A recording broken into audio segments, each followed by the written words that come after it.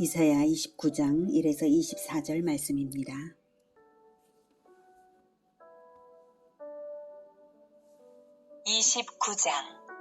슬프다 아리엘이여, 아리엘이여.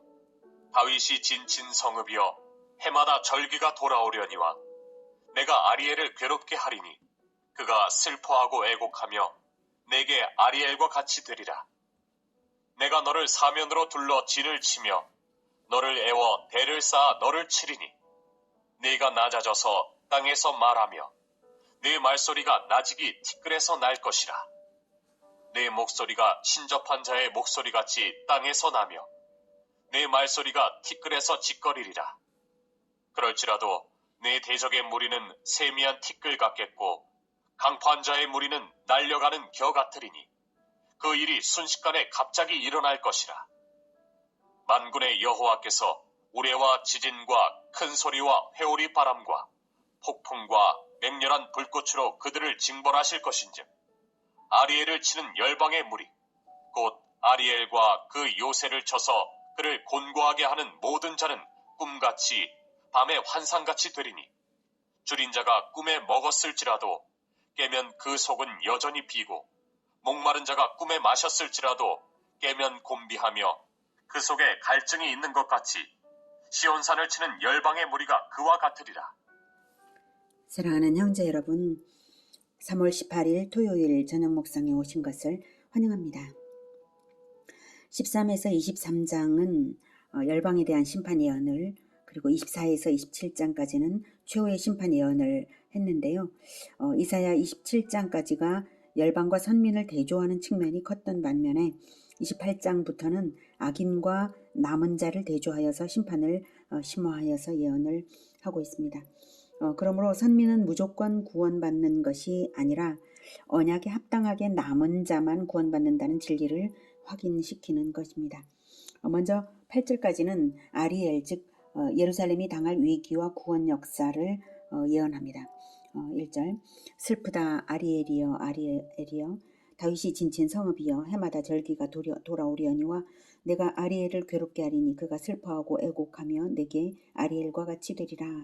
자, 여기서 아리엘, 즉 다윗이 진친 성읍이고요. 또 해마다 절기가 돌아오는 성읍이고, 그리고 또 7절에서도 또 아리엘을 치는 열방의 무리 곧 아리엘과 그 요새를 쳐서 이렇게 나오는 걸 보면 이 아리엘이 바로 예루살렘의 별칭이라는 것을 알 수가 있습니다. 다윗이 진친 성읍은 다윗이 여부스 사람에게서 빼앗아서 수도로 삼고 요새화시켜서 예루살렘이라고 했거든요. 그래서 그렇게 말하고요. 아리엘의 뜻은 하나님의 사자. 이때 사자는 이제 동물, 맹수 사자를 말하는 거죠. 예, 하나님의 그 사자라는 의미가 있고 또 하나님의 제단이라는 의미도 있습니다. 사자라고 말하는 것은 창세기 49장 9절의 예언에 유다를 사자로 묘사한 것에서 연원한 것으로 봅니다. 창세기 49장 9절에 유다는 사자 새끼로다. 내 아들아 너는 움킨 것을 찢고 올라갔도다. 그가 엎드리고 웅크림이 수사자 같고 암사자 같으니 누가 그를 범할 수 있으랴. 이렇게 유다에 대하여서 예언을 했거든요. 그래서 유다의 중심인 예루살렘을 이렇게 아리엘이여 이렇게 부른 것이고요. 또한 그런데 이제 하나님께서 이제 괴로워하시면서 내가 아리엘을 괴롭게 하시겠다고 합니다. 해마다 절기가 돌아올지라도 위선적인 예배를 드렸기 때문이죠. 그래서 그 절기가 중단될 것이 암시되고 있습니다. 즉 남유다에 대한 이민족의 침공이 1, 2년 이내로 바싹 다가왔음을 시사한다고 볼 수 있겠습니다. 하나님이 괴롭게 하신 결과 애곡하게 되며 내게 아리엘과 같이 되리라. 여기에서의 아리엘은 하나님의 제단이라는 의미입니다. 하나님의 제단같이 되리라. 즉 번제단에서 제물이 불살라지듯이 불같은 심판을 받을 것을 의미합니다. 경건의 모양만 있고 실천 없고 능력 없는 외식적인 생활이 부른 멸망입니다. 3절 내가 너를 사면으로 둘러 진을 치며 너를 애워 대를 쌓아 너를 치리니 네가 낮아져서 땅에서 말하며 네 말소리가 나직이 티끌에서 날 것이라. 내 목소리가 신접한 자의 목소리같이 땅에서 나며 네 말소리가 티끌에서 짓거리리라. 이것은 이민족에게 포위를 당해서 쇠약해지고요. 또한 두려움에 사로잡혀서 마음대로 말도 하지 못하는 그러한 비참한 상황을 말합니다. 백성들의 목소리가 마치 신접한 자가 귀신을 부르기 위해서 땅바닥에서 나오는 듯 나직이 말하는 것처럼 바닥에 깔릴 것이라는 말이죠. 집단 우울증에 걸린 예루살렘이 될 것이라는 말입니다. 5절 그럴지라도 반전을 말씀하시는 거죠. 그럴지라도 내 대적의 무리는 세미한 티끌 같겠고 강포한 자의 무리는 날려가는 겨 같으리니 그 일이 순식간에 갑자기 일어날 것이라. 4절까지는 예루살렘에게 무서운 심판 경고였는데요. 그럴지라도 백성들이 너무 많은 근심에 잠기지 않도록 하기 위해서 위로를 곁들이시는 거죠. 대적 아수르가 침공은 하지만 경각간에 멸망시키실 것을 약속하시는 것입니다. 그러니 아수르가 침략해 들어왔을 때 바로 이런 예언을 기억해서 잘 견딜 수 있겠죠. 자, 이 약속대로 히스기야 때에 예루살렘을 포위했던 아수르 군대가 한밤에 갑자기 멸망한 일이 있습니다. 이사야 37장 36에서 38절에 그것이 성취된 것이 나와 있어요. 제가 읽어드리겠습니다. 여호와의 사자가 나가서 아수르 진중에서 18만 5천인을 쳤으므로 아침에 일찍이 일어나 본즉 시체뿐이라. 이에 아수르의 사네립 왕이 떠나 돌아가서 니느웨에 거주하더니 자기 신 니스록의 신전에서 경배할 때에 그의 아들 아드람멜렉과 사레셀이 그를 칼로 죽이고 아라라 땅으로 도망하였으므로 그의 아들 에살핫돈이 이어 왕이 되니라. 이렇게 하나님께서는 백성들을 올바른 길로 인도하시기 위해서 책망과 위로를 병행하시면서 예언을 주셨어요. 자, 6절 만군의 여호와께서 우레와 지진과 큰 소리와 회오리바람과 폭풍과 맹렬한 불꽃으로 그들을 징벌하실 것인즉. 네. 이 6가지 자연현상은 문자적으로 그렇다는 것이 아니라 이제 심판을 행하시는 여호와의 권능을 비유한 것들입니다. 이렇게 강력한 능력으로 심판하기 때문에 하룻밤에 18만 5천 명을 한꺼번에 죽이신 것이고요. 그러니까 너무 두려워하지는 말라 이런 뜻이죠. 징계를 받을 때일지라도. 7절 아리엘을 치는 열방의 무리 곧 아리엘과 그 요새를 쳐서 그를 곤고하게 하는 모든 자는 꿈같이 밤의 환상같이 되리니 줄인 자가 꿈에 먹었을지라도 깨면 그 속은 여전히 비고 목마른 자가 꿈에 마셨을지라도 깨면 곤비하며 그 속에 갈증이 있는 것 같이 시온산을 치는 열방의 무리가 그와 같으리라. 네. 아수르의 예루살렘 포위 자체가 일장 춘몽처럼 하루아침에 사라질 것이라는 뜻입니다. 깨면 그 속은 여전히 비어있다라는 것은 예루살렘 포위 결과 아무것도 건지지 못할 것이라는 말이죠.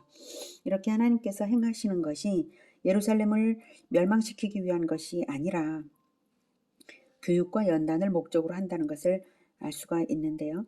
그렇다면 히스기야와 유다 백성들에게 어떤 가르침을 주시고자 하는가 하면 9절부터 그 연단의 목적, 징계의 목적을 이제 9절부터 제시하십니다. 너희는 놀라고 놀라라. 너희는 맹인이 되고 맹인이 되라. 그들의 취함이 포도주로 말미암음이 아니며 그들의 비틀거림이 독주로 말미암음이 아니니라. 대저 여호와께서 깊이 잠들게 하는 영을 너희에게 부어주사 너희의 눈을 감기셨음이니 그가 선지자들과 너희의 지도자인 선견자들을 덮으셨습니다. 그러므로 모든 계시가 너희에게는 봉한 책의 말처럼 되었으니 그것을 글 아는 자에게 주며 이르기를 그대에게 청하노니 이를 읽으라 하면 그가 대답하기를 그것이 봉해졌으니 나는 못 읽겠노라 할 것이요 또 그 책을 글 모르는 자에게 주며 이르기를 그대에게 청하노니 이를 읽으라 하면 그가 대답하기를 나는 글을 모른다 할 것이니라. 선민 남유다가 하나님의 징계를 통해 연단받아야 하는 이유를 밝혀주고 있죠. 남유다 백성들의 영적인 무지와 외식과 하나님을 전적으로 의뢰하지 않는 불신앙 때문인데요. 9절부터 보면 너희는 놀라고 놀라라. 너희는 맹인이 되고 맹인이 되라. 그들의 취함이 포도주로 말미암음이 아니며 그들의 비틀거림이 독주로 말미암음이 아니니라. 네. 남유다 백성들은 하나님의 말씀을 깨닫지 못해서 영적인 맹인이 되고요. 향락에 취해서 바른 길을 걷지 못한 것입니다. 그들이 바른 길을 걷지 못하고 향락에 빠진 이유는 육체적으로 취해서가 아니라 하나님이 방치하셨기 때문입니다. 10절 대저 여호와께서 깊이 잠들게 하는 영을 너희에게 부어주사 너희의 눈을 감기셨음이니 그가 선지자들과 너희의 지도자인 선견자들을 덮으셨음이라. 주께서 이르시되 이 백성이 입으로는 주께서 이르시되 이 백성이 입으로는 나를 가까이하며 입술로는 나를 공경하나 그들의 마음은 내게서 멀리 떠났나니 그들이 나를 경외함은 사람의 계명으로 가르침을 받았을 뿐이라. 하나님이 방치하셨기 때문이라는 거죠. 깊이 잠들게 하는 영을 너희에게 부어주사 너희의 눈을 감기셨다라는 것은 하나님이 그것을 원하셔서 그렇게 되기를 원하셔서 의도적으로 그렇게 하신 것이 아니라 인간의 죄악된 본성 자체가 그렇게 되는 것을 내버려 두셨다는 뜻입니다. 하나님은 선지자들과 소위 그들의 지도자들이라고 하는 선견자들에게 영안을 밝혀주지 않으심으로써 결과적으로 그렇게 백성이 어둠 가운데 있게 되었습니다. 하나님께서 왜 선지자들과 선견자들에게 영안을 밝혀주지 않으셨겠습니까? 그게 11에서 13절이 바로 그것입니다. 그러므로 모든 계시가 너희에게는 봉한 책의 말처럼 되었으니 그것을 글 아는 자에게 주며 이르기를 그대에게 청하노니 이를 읽으라 하면 그가 대답하기를 그것이 봉해졌으니 나는 못 읽겠노라 할 것이요. 또 그 책을 글 모르는 자에게 주며 이르기를 그대에게 청하노니 이를 읽으라 하면 그가 대답하기를 나는 글을 모른다 할 것이니라. 제발 읽어달라고 제발 가르쳐달라고 하는데도 글자를 아는 사람도 안 가르치고 글자를 모르는 사람은 모르니까 못 가르치고 이렇다는 것이죠. 13절에 주께서 이르시되 이 백성이 입으로는 나를 가까이하며 입술로는 나를 공경하나 그들의 마음은 내게서 멀리 떠났나니 그들이 나를 경외함은 사람의 계명으로 가르침을 받았을 뿐이라. 성경을 가르쳐야 할 사람들조차 성경을 가르칠 지식이 없는 한탄스러운 쇠퇴죠. 또한 위선적인 종교 행위만 있고 진정성이 없고 하나님의 계명을 사람의 교훈으로 바꿔버리기 때문입니다. 그래서 하나님의 말씀보다 자기들의 지혜를 더 믿고 가르쳤어요. 그들은 자기들이 가르치지 않는 이유를 그것이 봉해졌으니 나는 못 읽겠노라, 즉 못 가르치겠노라 라는 말로 핑계를 대었습니다. 그러나 성경은 봉해진 책이 아닙니다. 우리 시대 사람들이 읽기에는 오랜 세월의 그 격차 때문에 언어적으로 생소한 것들이 많아서 어렵게 느껴지는 부분들은 있는 것이 사실이지만 그 당시 사람들에게 그 당시 율법서가 해석이 불가능한 것이 아니고요. 그 당시 역사 이야기가 이해 불가능한 것이 아니었습니다. 봉해졌다는 것은 핑계일 뿐이고 다만 그들의 마음이 하나님에게서 멀리 떠나 경외함이 없기 때문에 하나님 말씀을 바르게 가르치지 않는 것일 뿐이었습니다. 그들은 최고의 자리를 차지해서 전체를 멸망하게 하는 자들이고 소경으로서 소경을 인도하여 구덩이에 빠지게 하는 자들이고 천국문에서 자기들도 안 들어가고 남들도 가로막는 그런 자들이었던 거죠. 그러므로 하나님께서 소위 지도자들에게 명철도 지혜도 밝음도 허락하지 않으신 것입니다. 그러니 백성들이 밝을 리가 없는 것이죠. 이런 것이 진정 재난입니다. 예수님 때에도 바리새인과 서기관들이 온통 이런 사람들이었습니다. 그래서 그들에게 예수님이 화 있을진저 선포하실 수밖에 없었죠. 백성의 운명을 장악한 지도자들이기 때문에 그런 자들의 외식이 온 백성을 멸망케 하는 것을 온정으로 허용할 수는 없는 일이었죠.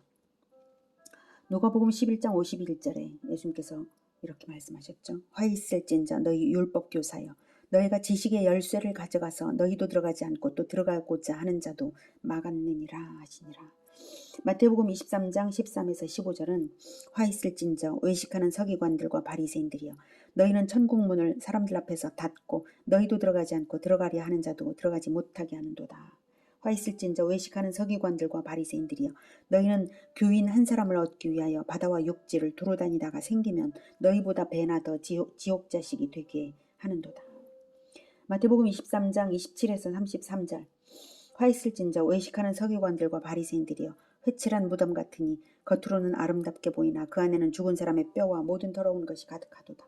이와 같이 너희도 겉으로는 사람에게 옳게 보이되 안으로는 외식과 불법이 가득하도다. 화 있을진저 외식하는 서기관들과 바리새인들이여 너희는 선지자들의 무덤을 만들고 의인들의 비석을 꾸미며 이르되 만일 우리가 조상 때에 있었더라면 우리는 그들이 선지자의 피를 흘리는 데에 참여하지 아니하였으리라 하니 그러면 너희가 선지자를 죽인 자의 자손임을 스스로 증명하미로다. 너희가 너희 조상의 분량을 채우라. 뱀들아 독사의 새끼들아 너희가 어떻게 지옥의 판결을 피하겠느냐 이렇게 하셨습니다. 진정 에덴에서 옛뱀 마귀의 머리를 여자의 후손이 밟는다고 하셨는데 예수님께서 십자가에서 정말 옛뱀 마귀의 후손인 대제사장들에 의해서 죽음을 당하셨습니다. 네. 뱀들아 독사의 새끼들아 너희가 어떻게 지옥의 판결을 피하겠느냐 하셨습니다. 진정 하나님의 말씀을 가르쳐야 할 책임자들이 하나님의 말씀을 가르치지 않을 때 이러한 저주가 있는 것입니다. 참으로 두려운 일이죠. 13절 그들이 나를 경외함은 13절에 그들이 나를 경외함은 백성들이 나를 경외함은 사람의 계명으로 가르침을 받았을 뿐이라. 백성들이 여호와를 경외한다면 그 이유가 다만 제사장들의 권위와 인간적 전통에 대한 단순한 복종에 불과하다는 말이죠. 제사장들과 선지자들은 하나님의 말씀의 진리를 밝혀 가르치지를 않고 인간의 교훈을 섞고 인간의 교훈으로 말씀을 덮어버려서 진리를 덮어버려서 백성들은 깨달음도 없이 다만 전통적인 행위만 할 뿐인 것입니다. 그러니 하나님과의 언약 관계성의 진정한 의미를 알 수 없는 것이고요. 진정성 있는 실천은 그래서 나올 수 없는 것입니다. 14절 주께서 이르시되 이 백성이 입으로는 나를 가까이 하며 입술로는 나를 공경하나 그들의 마음은 내게서 멀리 떠난다니 그들이 나를 경외함은 사람의 계명으로 가르침을 받았을 뿐이라. 그러므로 내가 이 백성 중에 기이한 일, 곧 기이하고 가장 기이한 일을 다시 행하리니 그들 중에서 지혜자의 지혜가 없어지고 명철자의 총명이 가려지리라. 소위 지혜자라는 사람들에게 지혜가 없는 것이 기이한 일이고 소위 명철자라는 사람들에게 총명이 없는 것이 참으로 기이한 일이죠. 그런데 하나님의 진리의 법을 받아서 살아가는 예루살렘, 세상에서 가장 명철하고 지혜로워야 할 예루살렘의 지도자들에게 지혜도 없고 명철도 없는 그 세태를 한탄하시면서 그러므로 더욱 그들에게 어떤 지혜도 명철도 허락하지 않으시겠다는 말씀입니다. 하나님은 행한 대로 갚으시는 분이시므로 하나님의 진리의 말씀을 멀리하여서 스스로 어둠 가운데 있기를 좋아하는 사람들은 더욱 어두워지는 것입니다. 마태복음 13장 11, 12절에 대답하여 이르시되 천국의 비밀을 아는 것이 너희에게는 허락되었으나 너희는 예수 제자입니다. 예수 제자는 실천하는 사람들이잖아요. 예수 제자들에게는 허락되었으나 그들에게는 아니 되었나니 무릇 있는 자는 받아 넉넉하게 되되 없는 자는 그 있는 것도 빼앗기리라. 진리에 있어서는 부익부 빈익빈이 진리라고 할 수 있겠습니다. 15절 자기의 계획을 여호와께 깊이 숨기려 하는 자들은 화 있을진저 그들의 일을 어두운 데에서 행하며 이르기를 누가 우리를 보랴? 누가 우리를 아느냐? 하니 너희의 패역함이 심하도다. 토기장이를 어찌 진흙같이 여기겠느냐? 지음을 받은 물건이 어찌 자기를 지은 이에게 대하여 이르기를 그가 나를 짓지 아니하였다 하겠으며 빚음을 받은 물건이 자기를 빚은 이에게 대하여 이르기를 그가 총명이 없다 하겠느냐? 네, 15절에 자기의 계획을 여호와께 깊이 숨기려 하는 자, 이것은 직접적으로는 비밀리에 애국과의 동맹을 추진한 위정자들에게 하는 말이고요. 일반적으로도 맞는 말이죠. 하나님을 속일 수 있는 존재로 여기는 행동 자체가 어둠을 사랑하는 악행이기 때문에 화 있을진저 화가 저주가 내려지는 것입니다. 창조주이시고 모든 것을 아시는 하나님을 한낱 인간과 동일한 수준으로 생각하니 어리석고 깜깜하고 악한 것이죠. 남유다 지도자들이 그러했고요. 그들의 지도하에 있는 백성들도 그랬던 것입니다. 하나님께 속일 수 있는 것은 아무것도 없는데 말입니다. 자, 그러니 아수르의 침공으로부터는 구해 주실지라도 유다의 영적 어둠이 가시지 않는 한은 징계는 또다시 반드시 있을 수밖에 없겠는데요. 그렇다면 그 모든 징계의 결과 하나님께서 소망하시는 상태는 어떤 것일까요? 그것이 17절부터입니다. 오래지 아니하여 레바논이 기름진 밭으로 변하지 아니하겠으며 기름진 밭이 숲으로 여겨지지 아니하겠느냐? 그날에 못 듣는 사람이 책의 말을 들을 것이며 어둡고 캄캄한 데에서 맹인의 눈이 볼 것이며 겸손한 자에게 여호와로 말미암아 기쁨이 더하겠고 사람 중 가난한 자가 이스라엘의 거룩하신 이로 말미암아 즐거워하리니 이는 강포한 자가 소멸되었으며 오만한 자가 그쳤으며 죄악의 기회를 엿보던 자가 다 끊어졌습니다. 그들은 송사로 사람에게 죄를 씌우며 성문에서 판단하는 자를 올무로 잡듯하며 헛된 일로 의인을 억울하게 하느니라. 그러므로 아브라함을 구속하신 여호와께서 야곱 족속에 대하여 이같이 말씀하시되 야곱이 이제는 부끄러워하지 아니하겠고 그의 얼굴이 이제는 창백해지지 아니할 것이며 그의 자손은 내 손이 그 가운데서 행한 것을 볼 때에 내 이름을 거룩하다 하며 야곱의 거룩한 일을 거룩하다 하며 이스라엘의 하나님을 경외할 것이며 마음이 혼미하던 자들도 총명하게 되며 원망하던 자들도 교훈을 받으리라 하셨느니라. 하나님의 징계 뒤에 따를 영적인 변화와 관계 회복이 이렇다는 것입니다. 너무나 가슴 뛰는 일인데요. 보십시오. 먼저 레바논이 기름진 밭으로. 네. 레바논이 기름진 밭으로, 기름진 밭이 숲으로. 레바논의 백향목 숲을 아수르 군대가 닥치는 대로 작벌했는데요. 그렇게 황폐화된 레바논을 기름진 밭과 삼림으로 되게 하시겠다. 이것은 대적에게 황폐화된 하나님의 백성을 회복시켜서 번성하게 하시겠다. 이 뜻입니다. 어떻게 하면요? 하나님께서 징계를 거쳐서 자기 백성들을 영적으로 밝히시면 그렇게 된다는 것입니다. 바로 18절에 일이 일어나는 거죠. 그날에 못 듣는 사람이 책의 말을 들을 것이며 어둡고 캄캄한 데에서 맹인의 눈이 볼 것이며. 네. 자, 이 예언은 문자적으로도 영적으로도 성취되었습니다. 어떻게 성취되었나요? 예수님께서 공생의 사역 중에 많은 장애인들을 고쳐주셨고요. 또한 믿는 모든 자들에게 성령을 보내심으로 말미암아서 하나님의 말씀을 깨닫는 영을 주신 것입니다. 그럴 때 모든 것이 회복이 되고 밝아지고 회복이 되고 관계 회복이 되어서 풍성해지는 것입니다. 그러므로 23절에 그의 자손은 내 손이 그 가운데서 행한 것을 볼 때에 내 이름을 거룩하다 하며 야곱의 거룩한 일을 거룩하다 하며 이스라엘의 하나님을 경외할 것이다 라고 하셨는데 내 손이 그 가운데서 행한 것, 하나님께서 행하신 그것이 무엇입니까? 이 모든 일이 이루어지고 진리가 확연하게 밝혀질 그 일들이 일어나는 것은 곧 하나님의 아들 예수 그리스도를 보내셔서 이루신 모든 것을 말씀하시는 것입니다. 궁극적으로 십자가의 대속을 전제로 해서 이 모든 것들이 이루어진 것이고 또 이루어지고 있는 것입니다. 이 모든 일들은 하나님의 손으로 행하신 모든 것입니다. 그래서 24절에 마음이 혼미하던 자들도 총명하게 되며 원망하던 자들도 교훈을 받을 줄 알게 되는 이 일이 성령 시대인 지금, 성령 시대에 와서 예수님께서 십자가 지시고 부활하시고 그 다음 오순절에 성령을 보내셨잖아요. 그 이후 이 성령 시대가 열려서 본격적으로 대대적으로 이루어진 놀라운 변혁이 바로 이 지금 말씀하시는 이 모든 것들입니다. 이러한 예언은 1차적으로는 구약시대 때 1차적으로는 주전 537년에 바벨론 포로 귀환 이후에 에스라, 느헤미야 등의 종교개혁으로도 1차적으로는 이루어졌어요.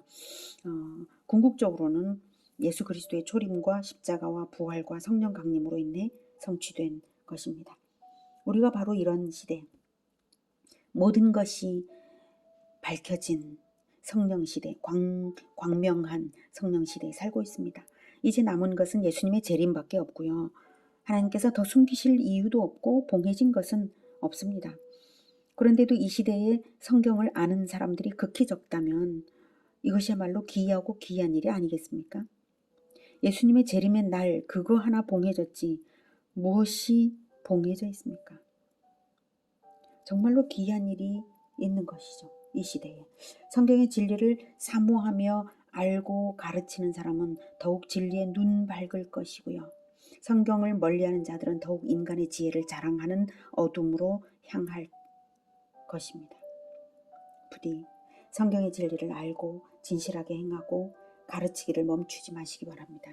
이것이 나를 더욱 살리고 공동체를 더욱 살리고 더욱 밝게 하고 함께 천국 가는 열쇠입니다. 기도하겠습니다.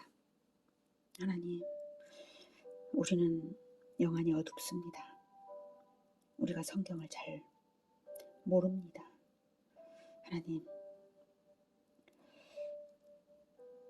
우리를 불쌍히 여겨주셔서 성경을 알게 하시고 날마다 성경을 배울 때마다 깨닫게 하시고 알게 하시고 진리를 알게 하시고